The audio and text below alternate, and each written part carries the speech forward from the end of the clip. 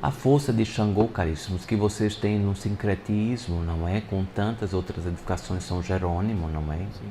Com tantas outras São Pedro, formas, São São João. Pedro, São João, não é? Mas saindo da forma do sincretismo, mas indo para a essência natural de Xangô, esta frequência da natureza, é importante observar onde está esta frequência. Está nas pedreiras, ou seja, nos conglomerados de pedras, assim está consagrado a Xangô, diante da robusteza da sua força, pois certa feita, quando o Olodumare o Olodumare é a força, a frequência que, de acordo com a cultura iorubana, fez a criação dos planetas, não é? E quando estava aqui no planeta Terra, o Olodumare, assim estava a consagrar cada frequência e assim, em primazia, coloca-se a força de Exu. Coloca-se a grande esfera, Exu, para vir ao planeta Terra e fazer um vasculhamento da realidade deste planeta e de quais frequências que estariam já ancoradas, sintonizadas neste planeta. E, então, Exu, o grande comunicador, a grande esfera, volta para o Olodumare, a frequência de inteligência universal, volta para o Olodumare, esta frequência, e então Exu, como um grande comunicador, traz que existem águas, existem terras, existem florestas, existem tantas outras frequências e existe um grande portal edificado por meio das pedras e que precisaria de uma frequência de um grande guerreiro com uma grande bravura e que somente por meio dos seus raios conseguissem romper tais pedras, tais frequências por meio da energia do fogo. E assim, então, é colocado para Xangô a possibilidade dele ser o grande guardião dos raios, dos trovões e também das grandes pedreiras, pois a bravura dos raios, o rompimento dos raios, assim quando é anunciado nos céus, assim consagrado nas pedreiras, que correspondem grandes portais de correspondência a outras dimensões. Não é em vão que em alguns instantes vocês irão para uma das fortificações de pedras, de meteoros, não é, caríssimos? Fazer a ativação do chakra cardíaco em Cromelech. E dentro desta edificação, dentro dos meteoros ali colocado, que vocês visualmente podem dizer, um conglomerado de pedras, não é? Mas Xangô está também na frequência da platina, que é uma substância, que é um elemento químico, que está muito frequente nos meteoros, não é? E consequentemente vai se esfriando e formando tantas outras substâncias que as pedras corresponde além do carbono e tantas outras frequências e formas também. Então, falar de Xangô é falar de uma fortaleza, daquele ser que guarda portais, portais que são edificados por meio das pedras, as pedreiras, as formas conglomeradas dos quarks, dos átomos, dos elétrons, dos campos, inclusive das pedras que vêm dos campos vulcânicos e de tantas outras aberturas de gargantas que vocês têm nos canyons, não é, caríssimo? Nos canyons, ali é uma edificação grandiosa de Xangô, as grandes gargantas da terra que foram abertas e foram ali colocadas em pedras.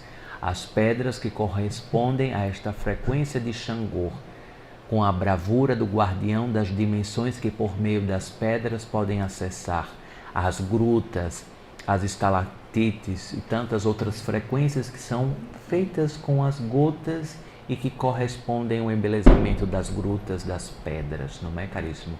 Então, Xangô é este grito também que é dado no bradar de Xangô. Quando Xangô dá o bradar, o ilar, por meio dos raios, dos trovões, assim colocados, assim Xangô está rompendo todas e quaisquer escuridões, principalmente das mentes dos seres encarnados.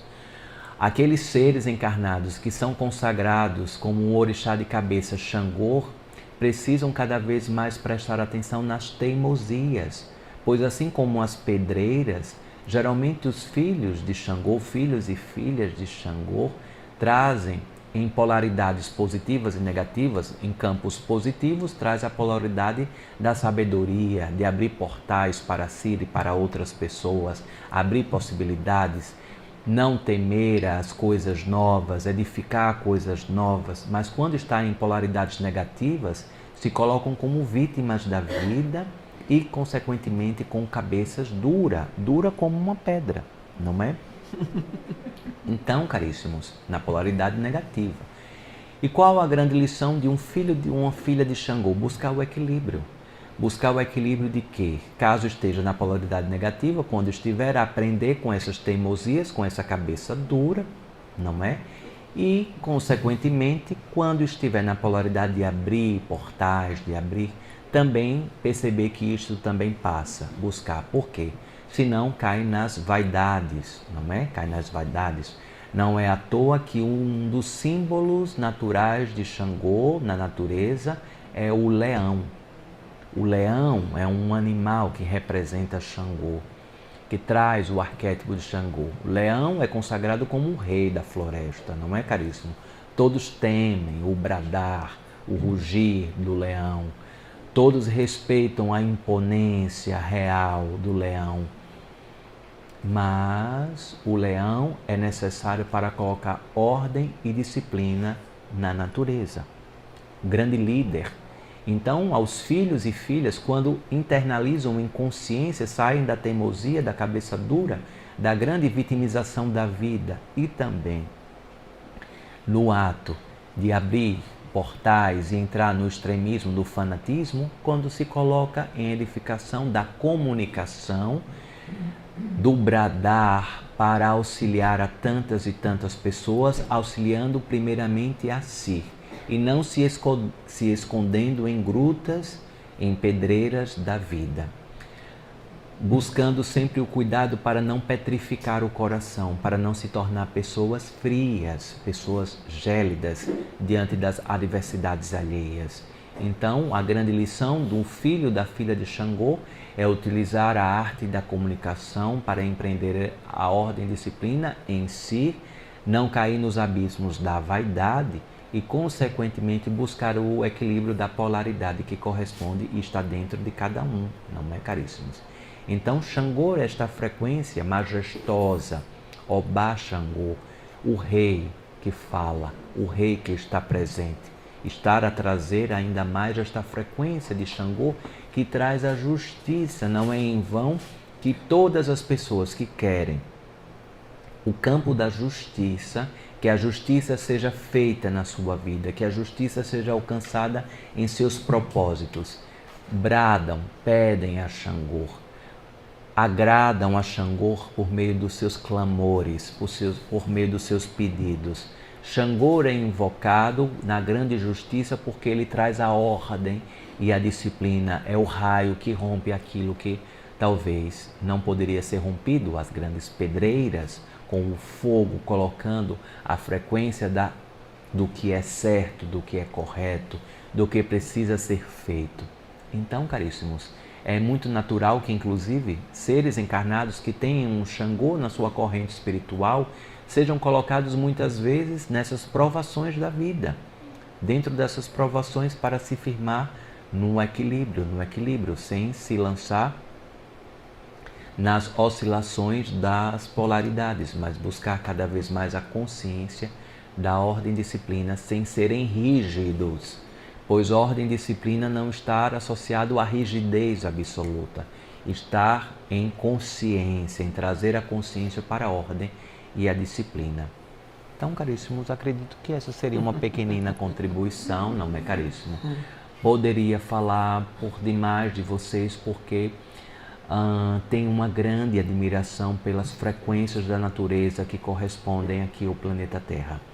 Antes de estar aqui, em associação de trabalho, de tarefas, no planeta Terra, estudei bastante o planeta de vocês, estudei bastante o planeta Terra. E então, foi muito natural quando eu percebi que os sistemas tribais, eles davam nomenclaturas para os fenômenos naturais. Por exemplo, os nórdicos trouxeram Thor como um deus do trovão. Os iorubanos trouxeram Xangô. Então, caríssimos, os indígenas do Brasil colocaram Tupã. Então, caríssimos, percebam que Tupã, Thor, Xangô são frequências iguais, com nomenclaturas diferentes por meio das suas línguas, por meio dos seus conglomerados de sociedade, mas é a mesma frequência, caríssimos. Então não há de se falar em separatividade. Assim como talvez este livro em português se chama livro, em outro idioma vai falar outro, em outro vai chamar outro, mas não deixa de ser um livro. O livro vai ser livro em qualquer idioma. Assim são as frequências da natureza consagradas por meio dos povos originários desta frequência planetária, caríssimo. Então, sou um grande admirador do planeta e de todas as frequências naturais que guardam o planeta, guardam. Jamais subestimem a natureza, pois vocês são partes da natureza e a natureza é o todo e vocês são apenas uma poeira na natureza, não é, caríssimos? Assim seja, dê uma pequena contribuição, não é? Bem pequena.